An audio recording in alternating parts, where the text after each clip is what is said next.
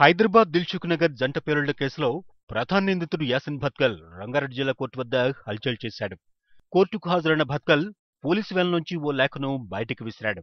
వెంటనే అక్కడున్న పోలీసులు ఆ లేఖను స్వాధీనం చేసుకున్నారు.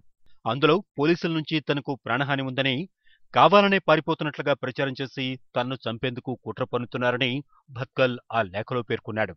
అక్కడే ఉన్న భత్కల్ తల్లి తన కొడుకును చంపేందుకు కొంతమంది కుట్ర పన్నుతున్నారని చెప్పింది.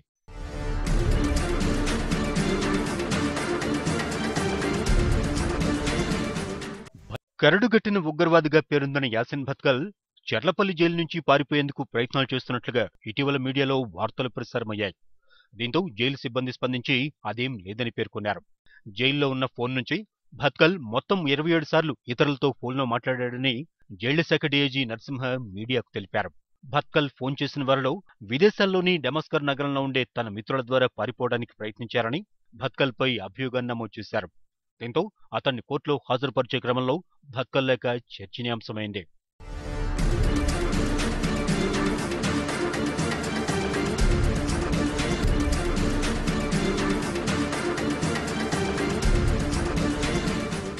ఇక భత్కల్ జైలు రిమాండ్ గడువు కూడా ముగియడంతో పోలీసులు కట్టుదిట్టమైన భద్రత మధ్య రంగారెడ్డి జిల్లా కోర్టులో హాజరుపరిచారు.